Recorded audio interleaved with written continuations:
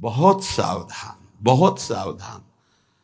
अब बच्चे नहीं हो आप लोगों को हित अहित का ज्ञान होना चाहिए। इंद्रियों की मांग को अपनी मांग मानना, मन की विलासता को अपनी मानना, यह आपको बांध देगा, प्रकृति में बांध देगा, माया में बांध देगा। भागना पड़ेगा, संसार स्वीकार करना पड़ेगा, गिरना पड़ेगा। इस बात को अंदर से समझिए। आपको बहुत मजबूत रहना है। अभी तो माया ने कोई प्रश्न ही नहीं किया आपके सामने। अभी तो सिर्फ पढ़ाई चल रही, तब आप भागते हो अंदर से, बाहर से चाहे हमारे नजदीक भले दिखाई दे रहे हो। और जिस दिन प्रश्न आया तो आप समझ कितने नंबर आएंगे आपकी परीक्षा के। पहले ही आप मांग कर रहे हो जगत की, तो जब प्रश्न आएगा कि एक तरफ जगत का आकर्षण, एक तरफ प्रभु का आकर्षण, तो आप उत्तर क्या दे पाओगे? क्योंकि पहले ही जगत का आकर्षण है, इसी को तो मिटाना है। नहीं समझ पा रहे आप, इसी को मिटाना है आपको। जथा लाभ संतोष सदा काहू सो कछु न चाहूंगो। जैसे मेरे प्रभु रखे वैसे रहूंगा, कभी कोई चाह नहीं करूंगा। सच्ची मानिए, यदि आप सतमार्ग में चल रहे हैं तो कोई चाह नहीं रहे। जैसे आपसे पूछा जाए क्या आप पसंद करते हैं, नहीं बोलिए आप क्या पसंद करते हैं, किशोरी जी का नाम दे दीजिए हमें, इसमें रति हो जाए। नहीं, वैसे क्या पसंद करते हैं? किशोरी जी का धाम, दिव्य वृंदावन मेरे नेत्रों में झलकने लगे, दे दीजिए आप। इनकी शिवा आपकी हृदय की मांग आपको फंसा देगी। इस शब्दों को पकड़ लीजिए। सत्संग के शब्दों को आप नहीं पकड़ते। आपका मन जब विपरीत चिंतन करता है तो आप कीर्तन कीजिए, वाणी जी का उच्च स्वर से गायन कीजिए।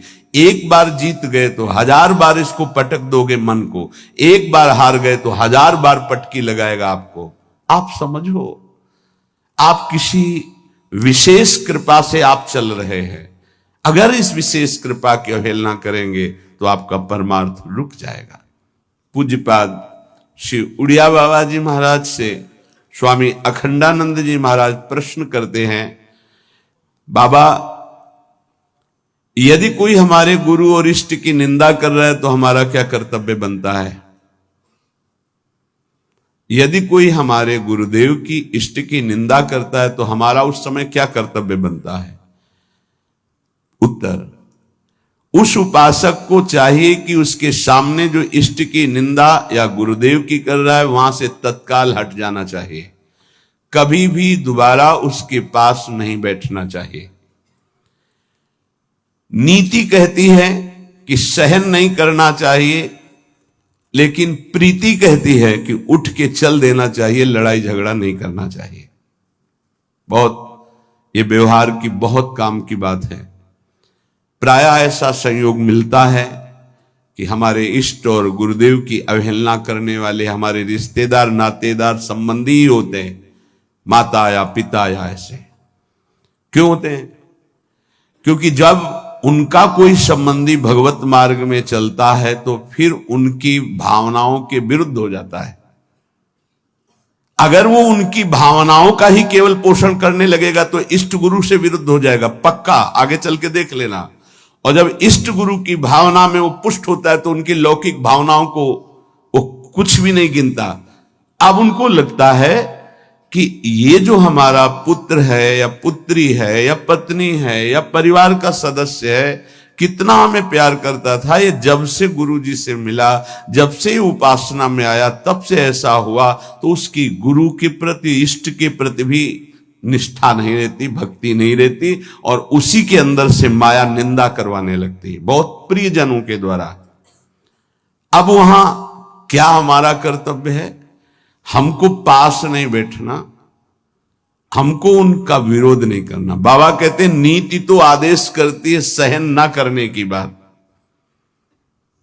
संत शंभुश्री पद अपवादा कही सुनी तहां अस मर्यादा काटी जीव तासु जो बसाई, नीति कहती है। लेकिन बाबा कह रहे हैं भक्ति कहती, प्रीति कहती है कि हमको क्रोध नहीं करना, हमको वैर नहीं करना, बदला लेने की भावना नहीं करना, और ना हमको सुनना है। कान में अंगुली डाल के तत्काल वहां से अलग हो जाना, उससे फिर पुनः मिलना नहीं, उसका संबंध हृदय से अस्वीकृत करना है। जो सहन करता है तो भगवान और गुरुदेव में उसकी प्रीति स्थित हो जाती है। यही जीवन का परम लाभ है। दूर का कोई करे तो चलेगा, बिल्कुल पास का करेगा, नजदीक एकदम विरोध शुरू होगा, बिल्कुल नजदीक शुरू होगा। आपको बचाना है अपने आप को और उसका भी मंगल मनाना है। भगवान से प्रार्थना करनी है कि इसकी बुद्धि शुद्ध हो जाए और अपने को उसके आकर्षण, संबंध, वचन तीनों से दूर हटाना है। क्योंकि भगवान की स्मृति स्वयं श्री भगवान है। अगर आप इष्ट और गुरु की निंदा सुनेंगे, करना तो बहुत दूर की बात, तो आपकी भगवत स्मृति गायब हो जाएगी, स्मृति चली जाएगी। स्मृति गई तो कुछ नहीं रह गया। यहां तक कि उपासक को भगवान से भी बढ़कर भगवान की स्मृति पर भाव रखना चाहिए। यस्य स्मरण मात्रेण जन्म संसार बंधनात्, जिनका स्मरण मात्र संसार में जन्म मरण के चक्र से मुक्त कर देता है, उन प्रभु की स्मृति को प्रभु से भी बढ़कर के मानना है। कोई कहे प्रभु से बढ़कर कैसे हो सकता है? तो प्रभु तो हमारे हृदय में है, लेकिन उनकी स्मृति नहीं है, तो नाना प्रकार के विकारों में हम बंधे बह गए। और जिस दिन से गुरु कृपा से भगवत स्मृति जागृत हुई, तो हमें सुख मिला, शांति मिली, विश्राम मिला। दुख प्रभु नहीं दूर किए, प्रभु तो सबके हृदय में बैठे हैं। प्रभु की स्मृति, भजन ने दुख दूर किया। गोस्वामी जी ने भी लिखा है कि सबके हृदय अछत अविकारी, सकल जीव जग दीन दुखारी, तहां वेद अस कारण भाखा। वहां वेद ऐसा कारण बता रहे कि भगवान तो सबके हृदय में अछत अविकारी सुख सिंधु विराजमान है, पर जीव सब दीन दुखी हो रहे हैं, विषयों के प्रति दीन और दुखी हो रहे हैं। उसका कारण क्या है? भजन नहीं है। भगवान के होते हुए दुख निवृत्त नहीं हुआ, लेकिन जे भी भजन प्रारंभ हुआ भगवत स्मृति, वो दुख को जड़ से मिटा दिया। इसलिए भगवत स्मृति भगवान से भी बढ़कर, ऐसे भगवान की स्मृति देने वाले गुरुदेव और जिनकी स्मृति ऐसे हमारे आराध्य देव, अगर इनकी कोई निंदा करे तो मेरा प्रिय कैसे हो सकता है? माया जहां आप एकाग्रता करके प्रभु में लगने की कोशिश करेंगे तो विविध रूपों में आकर आपको आकर्षित करेगी। आप आकर्षित ना हो, आप विरोध से परास्त ना हो, आप अपनी भक्ति को पुष्ट रखें। जो जीव मेरा और तेरा, मैं और मोर, इसी को महत्व दे रहा है, वो भगवान से प्यार नहीं कर सकता। क्योंकि भगवान से प्यार करने के लिए इस मेरा और तेरा को, लौकिक शब्द को मिटाना पड़ेगा। मैं सिर्फ प्रियालाल का हूं, प्रियालाल मेरे, बस ये हृदय की स्थिति होनी चाहिए। देख लीजिए, प्रभु में ऐसी स्थिति, अनन्य चिंतन तभी हो सकता है जब हृदय में बात आ जाए कि मैं प्रभु का, प्रभु मेरे, बस सिर्फ प्रभु मेरे। प्रभु का वैभव रचा हुआ नहीं, प्रभु का जो भी है वो उससे मेरा संबंध नहीं, प्रभु से संबंध है। प्रभु का रचा हुआ तो अखिल ब्रह्मांडों में रजोगुणी लीला हो रही, तमोगुणी लीला हो रही, सतोगुणी लीला हो रही। नहीं, हमें प्रभु चाहिए, ये लीला नहीं, ये माया नहीं। जितनी भगवान की स्मृति में जन डूबते हैं, उतना ही आनंद का अनुभव होता है। पर जब हृदय में भोगों के प्रति राग होता है, और जब वो नहीं मिलता तो क्रोध हो जाता है, चिड़चिड़ा स्वभाव हो जाता है, नाक में गुस्सा भर जाती है। ये उपासक सावधान इस वृत्ति से। नहीं, अगला इसका जो कदम है उसका नाम है भय। राग भोगों का, बराबर भोग तुम्हें मिलते रहे ऐसा सृष्टि में कभी किसी को नहीं होता। परिस्थिति बिगड़ती भी है, कभी ऐसी परिस्थिति आती है कि मनोनुकूल भोग नहीं मिलते, उस समय क्रोध, चिड़चिड़ा स्वभाव, नहीं शासन में लीजिए, नहीं अगला कदम जो है वो बड़ा भयावह है। राग से क्रोध और क्रोध से भयावह स्थिति।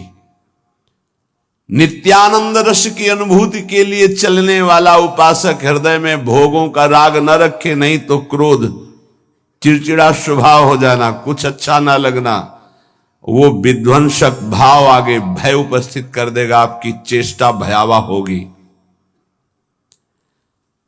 भक्ति में मुख्य बात है भक्त कभी भी महापुरुषों के वचनों की अवहेलना न करे, अपराध न करे, इसका पूरा ध्यान रखे, नहीं तो बुद्धि भ्रष्ट हो जाएगी। ये मैं गूढ़ बात कहता हूं। जिन उपासक के अंदर भोगों का राग है, क्रोध है, भयावह कल्पनाएं हैं, वो आज्ञा का उल्लंघन करते हैं। अगर आज्ञा पर चलोगे तो कभी माया आपको परास्त नहीं कर पाएगी। साधन भक्ति, जब सिद्धा भक्ति में फिर निश्चिंतता आती है, निर्भयता आती है, निशोक आता है।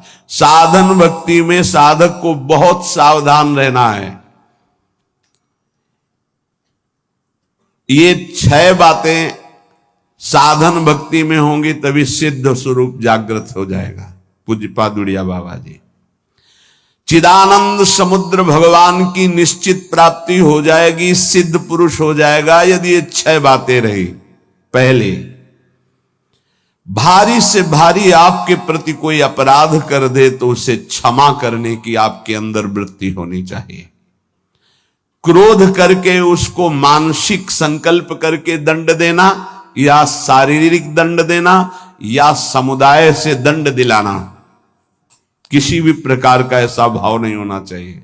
जैसे आप भजन करते हैं, आपके मन में संकल्प बना कि तुमने हमारा अपमान किया है, तुम्हें भगवान देख लेंगे, भोगोगे, तो यदि भजन बल है तो लागू हो जाएगा उस पर और वो कष्ट भोगेगा पक्का। लेकिन वो तो कष्ट भोगेगा शारीरिक, पर आप खाली हो गए और अब भजन की वो वृत्ति आएगी नहीं, क्योंकि आप सिद्धांत से गिर गए। या आप शारीरिक बलवान हैं, आपने उसको पीट दिया तो आपका भजन बल क्षीण हो जाएगा, आपका मार्ग अवरुद्ध हो जाएगा। या आपके बहुत अनुयायी हैं, उनसे पिटवा दिया। किसी भी तरह से दंड दिलवाना भक्ति को खो देना है, ये बात अच्छे से समझ लीजिए। तो पहला है क्षमा। किसी भी कारण से एक भारी से भारी अपराधी को भी क्रोध करके दंड देने की भावना ना होना। दूसरा है, कभी भी किसी भी वस्तु, व्यक्ति, स्थान पर महत्व रखकर अपने प्रभु को भूल जाना, ये बहुत सावधानी की जरूरत। तभी आप सिद्ध होंगे, परिपक्व अवस्था तभी आएगी। अव्यर्थ कालत्वम, समय व्यर्थ नष्ट कर देना। कब नष्ट होता है समय व्यर्थ? अनुकूल भोग मिल गया, उसमें राजी हो गए, भूल गए भगवान को। अनुकूल व्यक्ति मिल गया, उससे बात करना है, बहुत दिनों बाद मिले, बातचीत, हंसी मजाक, और कैसे हो, भूल गए भगवान को। वस्तु, व्यक्ति, स्थान, पदार्थ, पद, चाहा हुआ कुछ भी मिले, उसके मिलने में यदि आपका भजन छूट गया तो आपकी भक्ति बाधित हो जाएगी। ये सावधानी कहां है, किस साधक में? कोई बिरला यह ध्यान रखता है कि हमारे सामने अनुकूल वस्तु, व्यक्ति, पदार्थ, घटना, पद, ये अगर कोई भी आवे तो भी हमें अपने प्रभु का स्मरण नहीं छोड़ना, समय 1 मिनट व्यर्थ नहीं होने देना, सिद्ध बनने के लिए, भगवदाकार वृत्ति के लिए, भगवत साक्षात्कार के लिए। तीसरा, जिन भोगों को निषेध किया गया है तुम्हारे आसपास सब हो, सुविधा हो भोगने की, तो भी तुम्हारे हृदय में भोग लालसा ना हो। अगर हो भी जाए तो भोगना नहीं। आवश्यकता से अधिक धर्म अनुकूल भोग भी ना भोगे। फिर धर्म के प्रतिकूल तो बात जाने दो, जितनी आवश्यकता है। ये बहुत सूक्ष्म विषय है। जैसे भोजन में मीठा बहुत प्रिय होता है, किसी को नमकीन बहुत प्रिय होता है। जहां अनुकूल भोजन आया, अधिक मात्रा में लिया, उस दिन नोट करना आप, भजन नहीं होगा। वो भजन जो स्वाभाविक होता था रोटी दाल में, वो नहीं होगा, आप देखना। तो कितनी दुश्मन है वो वस्तु जो हमें प्रभु के स्मरण में शिथिलता दे दे। रुचि नहीं रह गई भजन की, फिर बातें होती हैं बैठ करके, प्रपंच की बातें, और या फिर बहुत खूब सो रहा है, सारी शक्ति पचने में लग जाती है। जब उदर में जरूरत है 500 ग्राम 400 ग्राम भोजन की, और आपने दबा करके उसमें 1.25 किलो भर दिया, अब इसके बाद पानी गया, अब वो सारी आपकी जीवनी शक्ति उसी में लग गई पचाने में, तो भजन के लिए आपके पास सामर्थ्य कहां रह गई। बार बार जमवाई लो, बार बार टहलो, बार बार लेटो, क्योंकि वो पच जाए ना, और वो कि बर्बाद ना हो। तुम ही हो भारत में सार्थक करने वाले, और तो जीव है ही नहीं भाई। और भी तो पशु पक्षी, तुम अपनी केवल हो, तुम उतना ही सेवन कीजिए, वो कोई और पालेगा, पशु पक्षी पालेंगे, कुछ चीज बर्बाद नहीं। आप छोड़ दीजिए, उसमें चींटियां लग जाएंगी, वो चींटी पालेंगी, बहुत से कीट पतंगे वो पालेंगे। आप ऐसा ना सोचे कि बर्बाद हो। तो उपासक को पदार्थ, वस्तु, व्यक्ति, हमें किसी व्यक्ति से इतना प्रेम नहीं कर लेना कि वो उसके मिलने पर प्रभु का विस्मरण हो जाए। ये बहुत सूक्ष्म बातें महापुरुषों के द्वारा शोध कर कही गई हैं। चौथा, सम्मान सबको बहुत प्रिय है, बहुत प्रिय है। सम्मान किसको अच्छा नहीं लगता? पशु पक्षी को भी अच्छा लगता है सम्मान। पुचकार कर, दुलार करो, प्यार करो, सम्मान दो। जो भगवत मार्ग में सिद्धावस्था को प्राप्त होना चाहता है, सम्मान को जहर की तरह देखे और नीच पुरुषों द्वारा किए हुए अपमान को अमृत के समान पान करके निराभिमानी बन जाए। चौथी बात है, देखो परमार्थ को तो समझना ही पड़ेगा। ये बहुत जहरीली बात है। सिद्धावस्था ऐसे प्राप्त नहीं हुई। पहला, तुम्हारा कोई किसी भी तरह से अपराध करे, तुम्हें क्षमा करना है। ना मानसिक, न शारीरिक, न वाचिक, न व्यवहारिक, किसी भी तरह का उसको दंड देने का विधान, यद्यपि सामर्थ्य है फिर भी नहीं। पहला। दूसरा, कभी भी किसी भी वस्तु, व्यक्ति, स्थान के आकर्षण में प्रभु को नहीं भूलना। यह तुम्हारे ऊपर शर्त है। तुम्हारे सामने कोई व्यक्ति आए, वस्तु आए, पदार्थ आवे, घटना आवे, प्रभु को नहीं भूलना। अंदर राधा राधा राधा, किशोरी जी से बढ़कर प्रिय कौन हो गया, जिससे अगर प्रभु को भूल जाते हैं तो वो बड़ा हो गया, प्रभु छोटे हो गए। वो पदार्थ बड़ा हो गया, वो संपत्ति बड़ी हो गई, वो व्यक्ति बड़ा हो गया, वो घटना बड़ी हो गई जिसने प्रभु को भुलवा दिया। नहीं। तीसरा, विविध प्रकार की भोग सामग्री आसपास फ्री भोगने के लिए हो, फिर भी नहीं भोगना, क्योंकि हमें भगवत साक्षात्कार करना है। अनुकूल धर्मयुक्त भोग भी उतना भोगना है जिससे हमारा भजन चले, जैसे खान पान, विश्रामात उचित। सम्मान सबको प्रिय होता है, अपमान सबको दुखद होता है। भक्त को अपमान अमृत के समान लगता है, सम्मान विष के समान लगता है, उल्टा, वो निराभिमानी होता है। पांचवा, इष्ट देव के चिंतन में व्यभिचार नहीं होना चाहिए। व्यभिचार ये परिपक्व भगवत साक्षात्कार की बात है, साधारण साधक की, प्रारंभिक साधक की बात नहीं है। 4 बार शिव जप लिया, 5 बार अमुक जप लिया, फिर जप लिया, ये जप लिया, वो जप लिया, नहीं। केवल अपने इष्ट देव में ही, अगर शिव हैं तो शिव संबंधी, राम तो राम संबंधी। अब ये सिद्धावस्था की तरफ जा रहा है साधक।